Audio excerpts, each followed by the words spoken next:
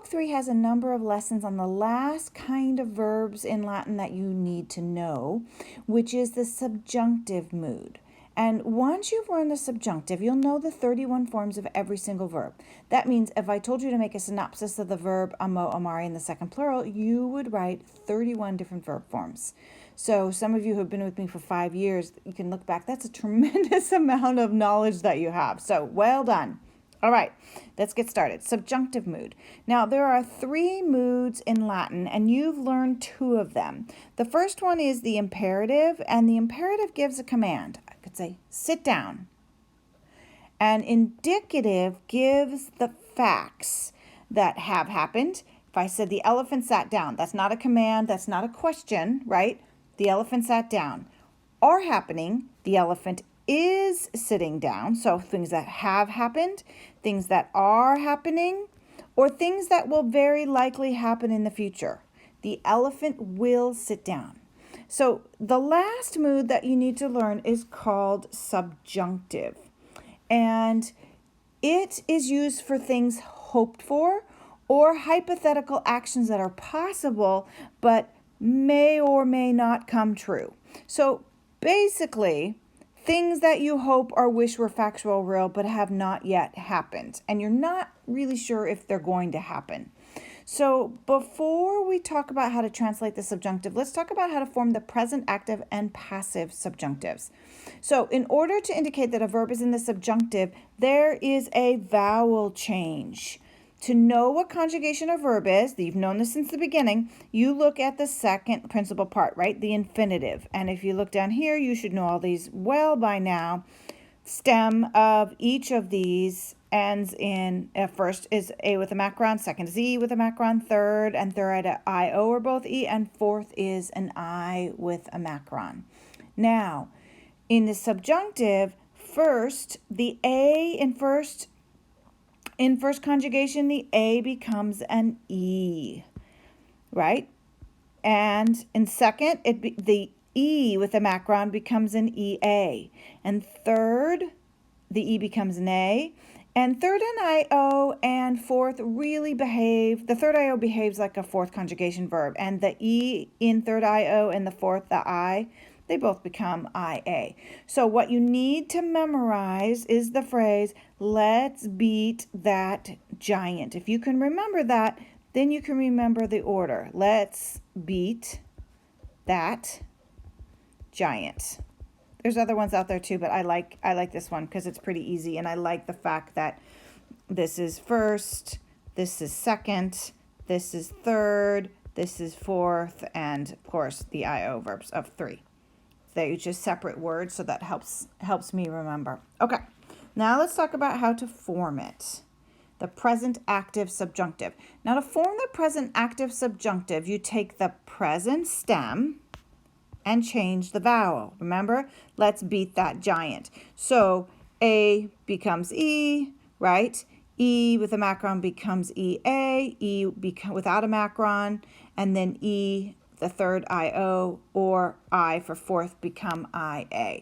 And then you add the personal endings. So these are very, very similar to what you've done before. The only one that's not as common is the M. Remember, we have that in like bomb for the imperfect ending. So instead of an O, we have an M, which actually makes it kind of nice because then you're not, right away you recognize that it would be a subjunctive. So same thing here, we change them. You can see, so if I was going to do laudare, I would change the A to an E. It's right here. And then, so pretty easy, A to the E. And then I add the normal endings that I'm used to, M, S, T, moose, tis, n. The only one different is M there. Now in your chart book, I've given you a whole chart here with how you would do all the different conjugations. That's there in your chart book. All of this information actually is in your chart book to help you. But it's there in your chart book, so you have examples of how to do it. Now, subjunctives can be translated many different ways depending on where it is in the sentence and on the context of the sentence itself. So I will actually never ask you to translate it in a synopsis for me because there's so many right answers. All right, but we'll talk about translating in a little bit. Let's talk about how to form the present passive subjunctive. Okay, so again, you take the present stem, right? Second principal part minus the RE, and you change the vowel. You do the same thing you've done exactly before for the present active subjunctive. Let's beat that giant. Then you add the endings R, ris, ter, mer, mini, ter, inter, which of course you should be very, very familiar with, right? So if we were going to do laudo, laudari, laudavi, laudatum, we take the A, change them to E's here, and then add R, ris, ter, mer, mini, inter. Not that hard. You're taking stuff that you already know and just kind of repurposing it. So same again. I have a present passive subjunctive chart there in your chart book that will help you give you an example to remember how to do it for each one of those.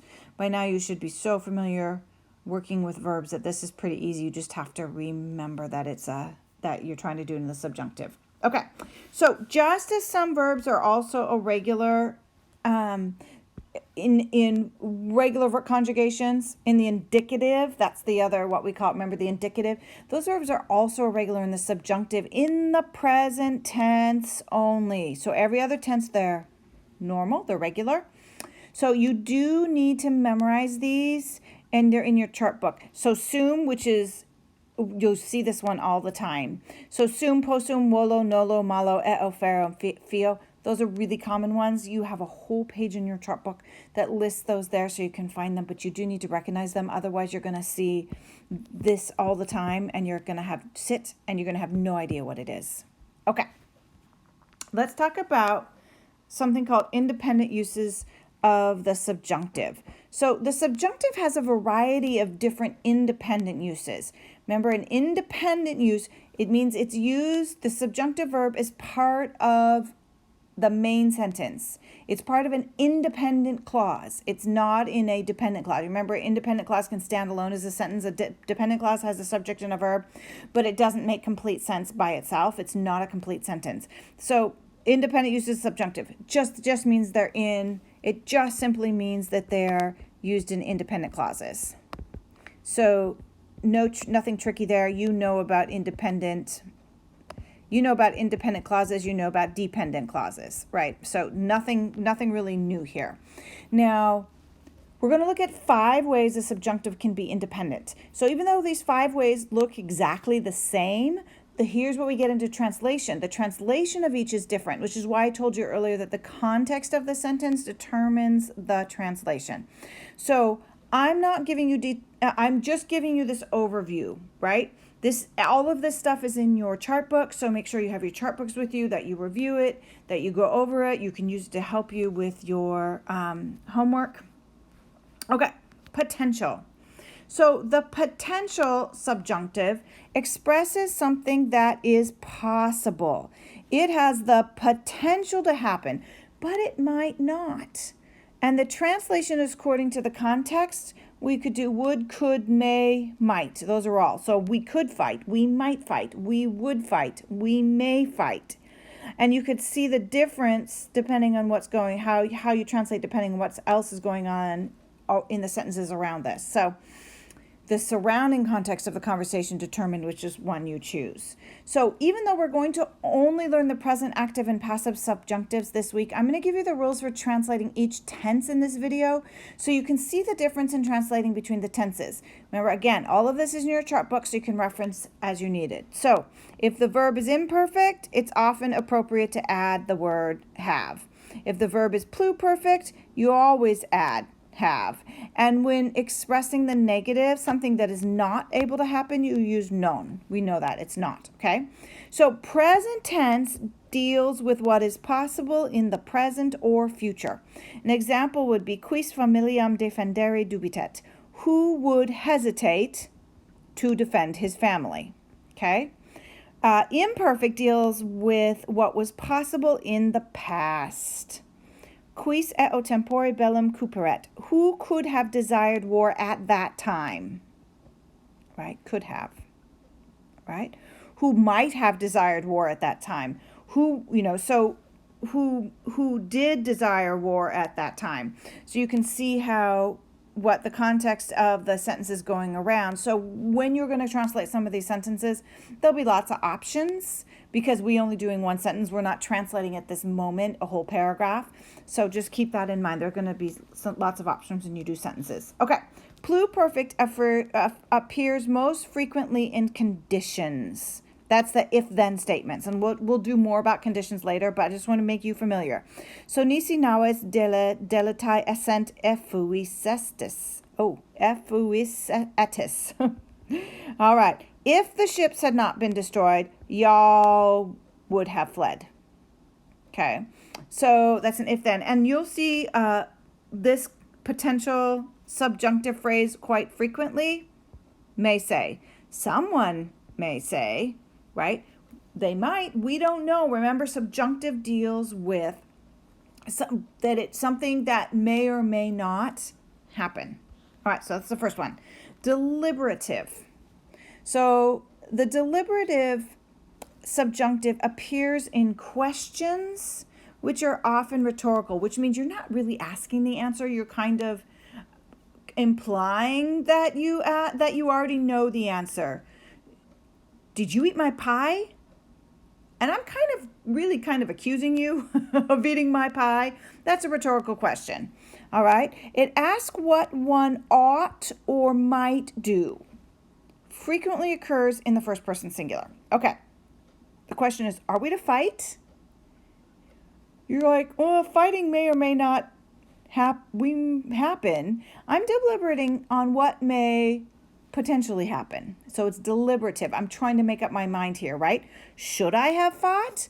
I may or may not be asking your opinion. Literally, what was I supposed to do? Should I have not done this? Right? So I didn't really have a choice whether or not to fight. That is the kind of deliberative subjunctive here. So in the present, it's translated as should I verb or am I to verb? And the imperfect is should I have verbed? Was I to verb? Was that supposed to be me? Right? You're deliberating whether or not what was supposed to happen or what you wanted to happen. Okay, so some examples. Brutus solus temptet hunc laborem fere. Should Brutus try to bear this task alone? Quem amicum vocet Brutus. What friend is Brutus to call? Like, I don't know what to do, right? Quid faceret Brutus? What was Brutus to do? What else could he do but stab his friend Julius Caesar, right? Quomodo Brutus periculum vitaret. How should Brutus have avoided danger?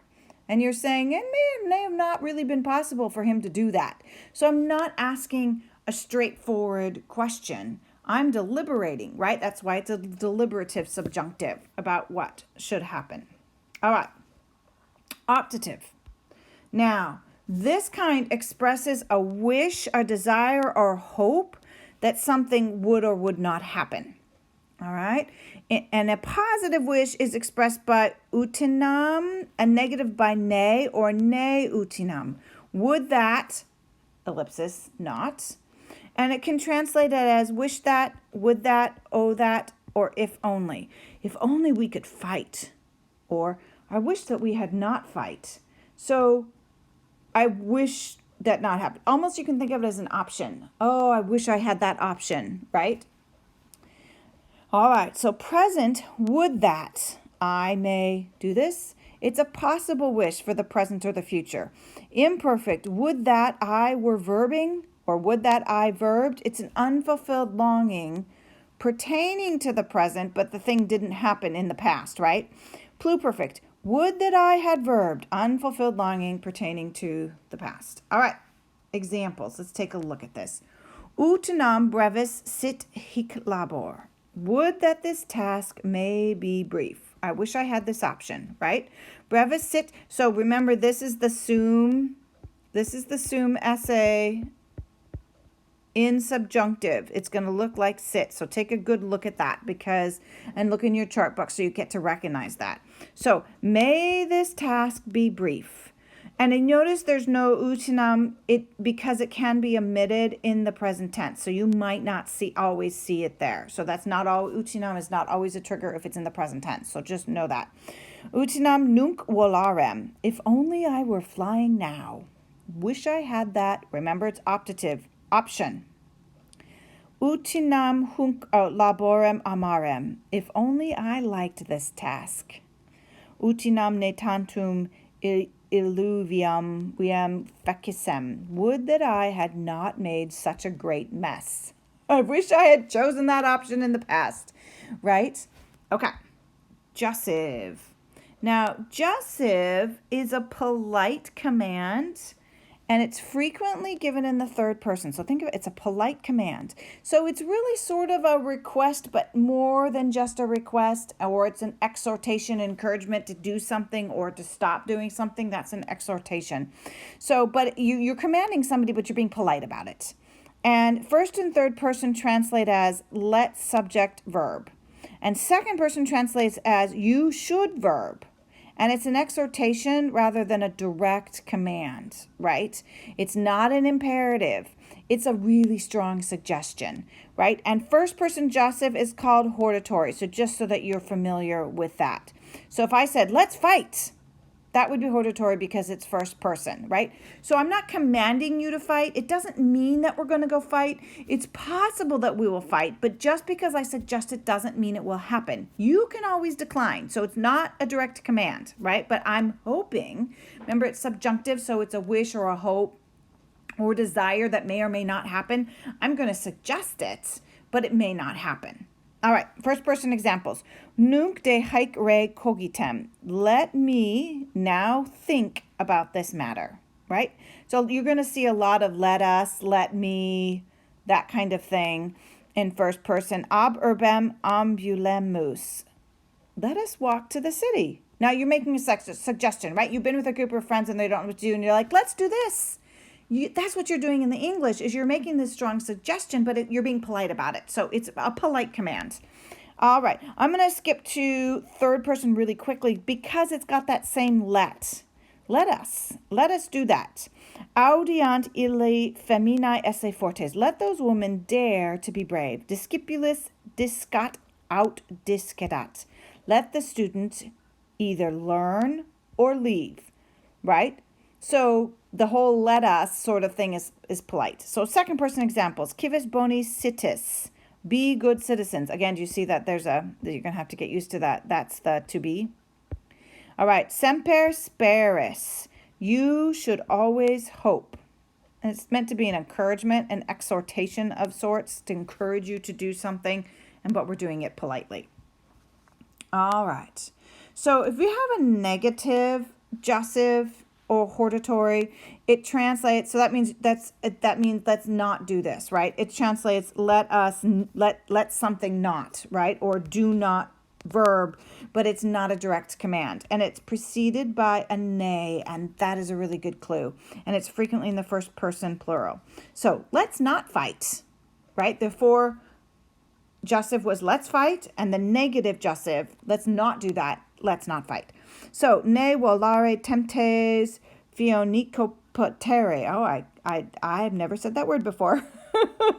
Do not try to fly, flamingo. Maybe you've got an injured flamingo you're trying to help and you're trying to calm it down. Don't try to fly, flamingo. You're encouraging him not to do something, right? You're not commanding him because nobody ever commanded a flamingo to do anything. All right, successfully. Trans flumen ne imus. Let us not go across the river. Maybe we're trying to give a warning, but not a command. You don't want them to do it.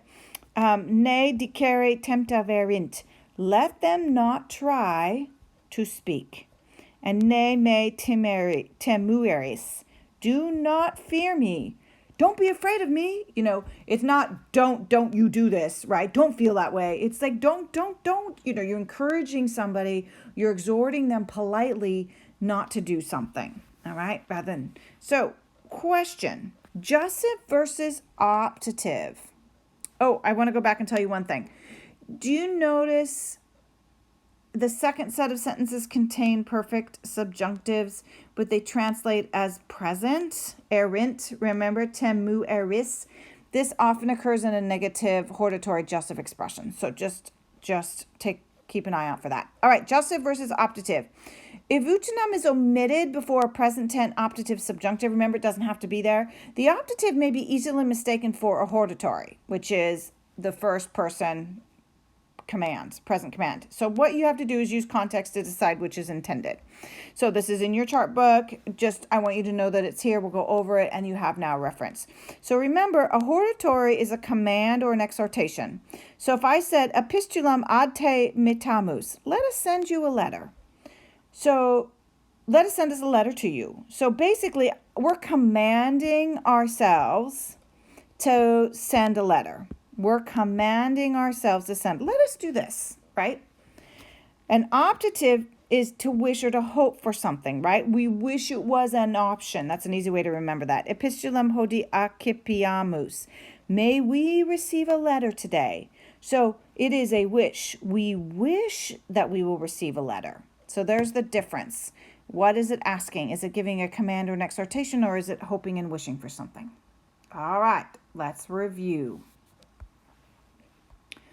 Subjunctive. It's used for things hoped for or for hypothetical actions that are possible but may or may not come true. All right.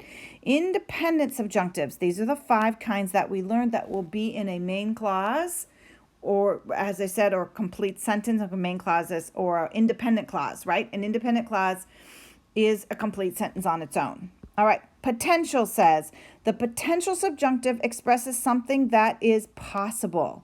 It has the potential to happen, but it might not. We may fight. Yeah? We just might do that, but maybe we won't, right? Deliberate subjunctive appears in questions, which are often rhetorical, and asks what one ought or might do. So this one's easy because this one's always a question, right? Are we to fight? I got to deliberate on that, right? Optative. The optative subjunctive expresses a wish, a desire, or a hope that something would or would not happen. I only wish we could fight. I left out wish. I only wish we could fight, right? I'm hoping we could fight. And jussive is, the jussive subjunctive is a polite command rather than a direct command, right? That's imperative, you already know, is a direct command. Let's fight. It's this very strong suggestion. And the negative jussive or hortatory is a polite command or exhortation not to do something. Let's not fight. That's it. I've broken it down for you. There's a review right here. You've got your chart books. They're relatively easy. The hardest part is remembering to change the vowel. Let's beat that giant. Already with the regular present tense endings except with an M, and your regular passive endings. So you've got this.